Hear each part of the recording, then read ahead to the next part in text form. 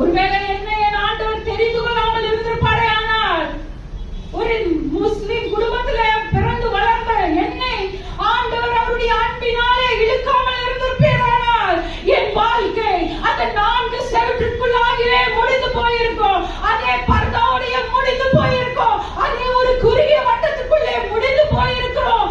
ஆனால் இன்று அவருடைய அன்பினாலே தொடப்பட்டு அவருடைய ரட்சிப்பை பெற்றுக்கொண்டு அந்த ரட்சிப்பினாலே என்னை போன்ற அநேக மதீனா பாதுக்கள் இன்றும் இருட்டறையிலே முடங்கி இருக்கிறார்களே, இன்னும் பாவ கட்டிலே விழுந்திருக்கிறார்களே, இன்னும் ரட்சிப்பில்லாமல் தவித்துக் கொண்டிருக்கிறார்களே, அந்த பாதுக்களை எல்லாம் எழுப்ப வேண்டும் என்பதற்காகத்தானே ஆண்டவர் என்னை இந்த இடத்துல நிறுத்தி இருக்கிறார்.